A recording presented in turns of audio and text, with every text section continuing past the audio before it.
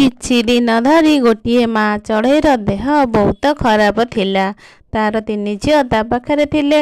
ଦିନେ ସେ ତାର ତିନି ଝିଅଙ୍କୁ କହିଲା, ମୋ ସମୟ ସରି ଆସିଲାଣି, ମୁଁ ଆଉ ବଞ୍ଚିବିନି। ମା, ତୁ ଏମିତି କଥା କହନି, ତୋର କିଛି ହବନି। ଆମେ ତତେ ଡାକ୍ତର ପାଖକୁ ନେଇଯିମୁ। ନା, ମୋତେ ଡାକ୍ତର ପାଖକୁ ନିଅନି, କିଛି ଲାଭ ହବନି। ମୋତେ କ୍ଷମା କରିଦବ। ମୁଁ ତୁମକୁ ଏକା କରି ଛାଡ଼ି ଯାଉଛି। ମୁଁ ମରିବା ପୂର୍ବରୁ ତୁମମାନଙ୍କୁ କିଛି ଦବାକୁ ଚାହୁଁଛି। ମୋର ଏଇ ତକିଆ ତଳେ 3ଟି ଫଳ ମଞ୍ଜି ଅଛି। ମୁଁ ମଲା ପରେ ତମେମାନେ ସେ ଫଳ ମଞ୍ଜି ଲଗେଇବ। ଗଛରେ ଫଳ ଆସିଲେ ତମେମାନେ ତାକୁ ବିକ୍ରି କରି ଚଳିବ। ଏମିତି କହୁ କହୁ ମା ଚଢ଼େଇଟି ମରିଗଲା। ତିନି ଭଉଣୀ ମାକୁ ହରେଇ ଭାରି କାନ୍ଦିଲେ। ତାପରେ କିଛି ଦିନ ବିତିଗଲା। ଦିନେ ବଡ଼ ଭଉଣୀ ତା ଦୁଇ ଭଉଣୀକୁ ଡାକି କହିଲା, ମା କହିଥିଲା ତା ତକିଆ ତଳେ 3ଟି ଫଳ ମଞ୍ଜି ଅଛି। ତମେମାନେ କ'ଣ ସେ ଫଳ ମଞ୍ଜି ଦେଖିଛ? ନା ଦିଦି, ଆମେ ସେ ମଞ୍ଜି ଦେଖିନୁ। ଚାଲ ଆମେ ସମସ୍ତେ ମିଶି ସେ ଫଳ ମଞ୍ଜି ବାହାର କରିବା। ଆଉ ମା କଥା ଅନୁସାରେ ଆମେ ସେଇ ମଞ୍ଜି ଲଗେଇଦବା। ତାପରେ ତିନି ଭଉଣୀ ମିଶି ତାଙ୍କ ମା ଘରକୁ ଗଲେ। ତକିଆ ତଳୁ ସେମାନେ 3ଟି ଫଳ ମଞ୍ଜି ବାହାର କଲେ। ସେ ଫଳ ମଞ୍ଜି ଦେଖି ତିନି ଭଉଣୀ ଆଶ୍ଚର୍ଯ୍ୟ ହେଇଗଲେ। ଆରେ ଇଏ କ'ଣ? ଇଏ ତ ଅଦ୍ଭୁତ ମଞ୍ଜି। ଗୋଟେ ସୁନା, ଗୋଟେ ରୂପା, ଗୋଟେ ସାଧାରଣ ମଞ୍ଜି। ମୁଁ ଏ 3ଟି ମଞ୍ଜିକୁ ଆଗେ ଦେଖିଛି, ସେଥିପାଇଁ ମୁଁ ଏ ସୁନା ମଞ୍ଜି ନେବି। ଆଉ 2ଟି ମଞ୍ଜିକୁ ତୁମେ ଭାଗ କରିକି ନିଅ। ମୁଁ ତୁମମାନଙ୍କ ଠାରୁ ବଡ଼, ସେଥିପାଇଁ ମୁଁ ସୁନାର ମଞ୍ଜି ନେବି। ଦିଦି, ମୁଁ ଆଗେ କହିଛି ଏଇ ସୁନାର ମଞ୍ଜି ନେବି। ତୁ କ'ଣ ଭୁଲିଗଲୁ? ମା ସବୁବେଳେ କୁହେ ବଡ଼ ଭଉଣୀର କଥା ମାନିବାକୁ। ମୁଁ ବଡ଼ ମାନେ ମୁଁ ସୁନାର ମଞ୍ଜି ନେବି। ତୁମେ 2 ଜଣ ନିଜ ଭିତରେ ଆଉ 2ଟି ଭାଗ କରିକି ନିଅ।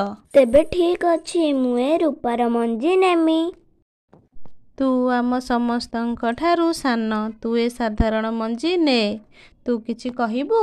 ନା ନା, ମୁଁ ଆଉ କ'ଣ କହିବି?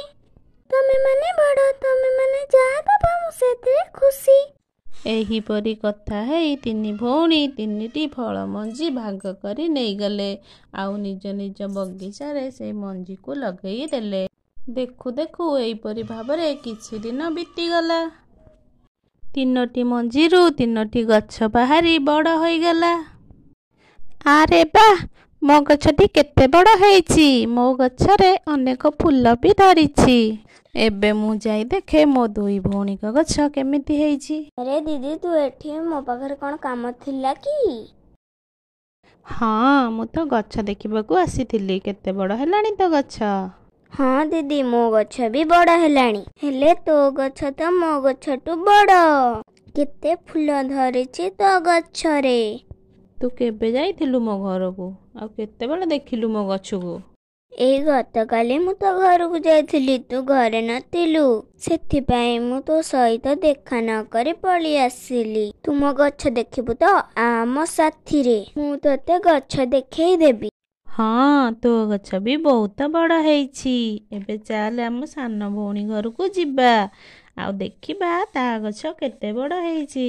ଦିଦି, ତା ଗଛ ଦେଖି କ'ଣ ଲାଭ? ତାର ତ ସାଧାରଣ ଆମ୍ବ ଗଛ। ହଁ, ତୁ ଠିକ୍ କହୁଛୁ। ତା ପାଖକୁ ଯାଇ କିଛି ଲାଭ ନାହିଁ। ହଉ, ମୁଁ ଏବେ ମୋ ଘରକୁ ଯାଉଛି। ତାପରେ ଏମିତି ଆଉ କିଛି ଦିନ ବିତିଗଲା।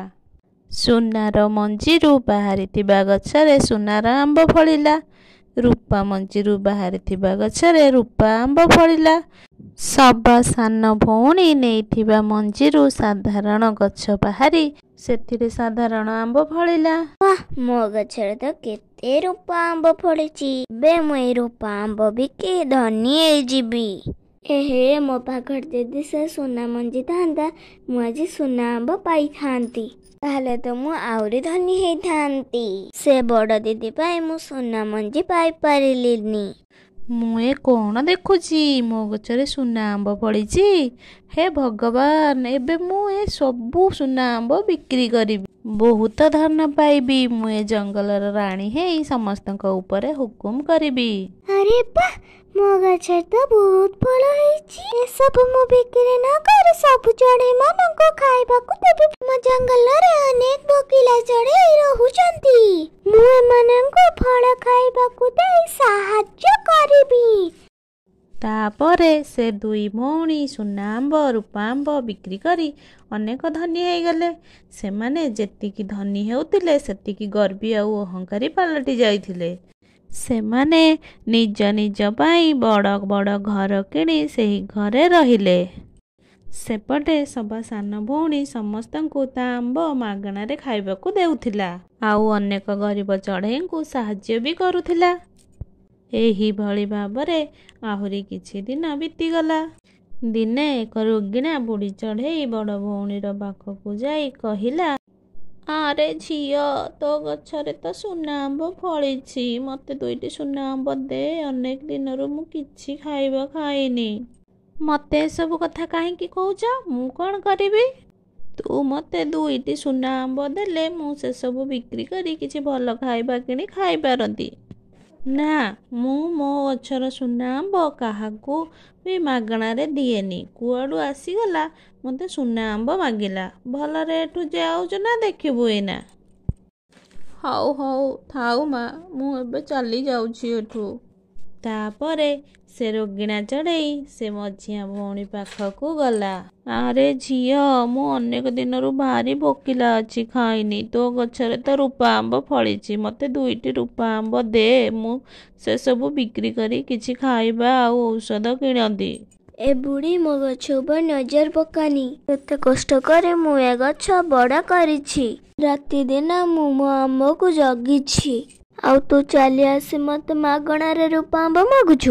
1ଟିଏ ରୂପା ଆମ୍ବ ଦେଲୋ ମା, ଭଗବାନ ତୋର ମଙ୍ଗଳ କରିବେ। ସେତିକି ଥାଉ, ତୁ ଶୀଘ୍ର ମୋ ଘରୁ ବାହାର। ଭଲରେ ଯାଉଛୁ ନା ଏବେ ଦେଖିବୁ। ହଉ ଠିକ୍ ଅଛି ରେ ମା, ମୁଁ ଏବେ ଚାଲି ଯାଉଛି।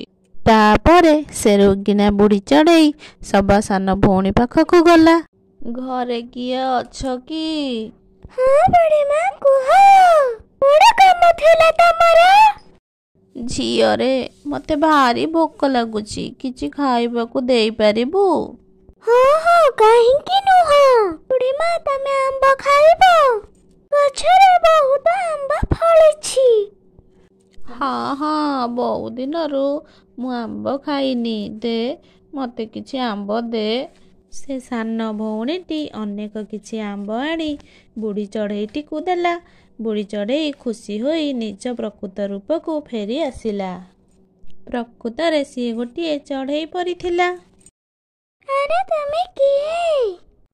ମୁଁ ହଉଛି ଗୋଟେ ଚଢ଼େଇ ପରି। ତୋ ମାର ଭଲ ଗୁଣ ପାଇଁ ମୁଁ ତାକୁ 3ଟି ଫଳମଞ୍ଜି ଦେଇଥିଲି। ମୁଁ ତମମାନଙ୍କ ବିଷୟରେ ସବୁ ଜାଣିଛି। ଆଜି ମୁଁ ତମ 3 ଭଉଣୀଙ୍କୁ ପରୀକ୍ଷା କରିବାକୁ ଆସିଛି। ତ 2 ଭଉଣୀ ଖୁବ୍ ଅହଙ୍କାରୀ। ଖୁବ୍ ଶୀଘ୍ର ସେମାନେ ତାଙ୍କ କର୍ମର ଫଳ ପାଇବେ। ତ ଭଲ ଗୁଣ ପାଇଁ ମୁଁ ତତେ ଉପହାର ଦେଉଛି, ଏଇ ନେ। ଏହା କହି ଚଢ଼େଇ ପରି ସାନ ଭଉଣୀର ସେ ସାଧାରଣ ଆମ୍ବକୁ ସୁନା ରୂପାରେ ପରିଣତ କରିଦେଲା। ଆଜିଠାରୁ ପ୍ରତିଦିନ ଏ ଗଛରେ ସୁନା ରୂପାର ଆମ୍ବ ଫଳିବ। ଏ ଆମ୍ବ କେବେ ବି ସରିବନି। ତାପରେ ସେ ଚଢ଼େଇ ପରି ସେଠାରୁ ଚାଲିଗଲା। ତା ଅଭିଶାପ ପାଇ ଅନ୍ୟ 2 ଭଉଣୀଙ୍କର ଗଛ ଶୁଖିଗଲା। ତାଙ୍କ ଘର ଧନ ସମ୍ପତ୍ତି ସବୁ ନଷ୍ଟ ହେଇଗଲା। ଏସବୁ ଦେଖି 2 ଭଉଣୀ ବହୁତ କାନ୍ଦିଲେ। ସେମାନେ ସାନ ଭଉଣୀ ପାଖକୁ ଆସିଲେ।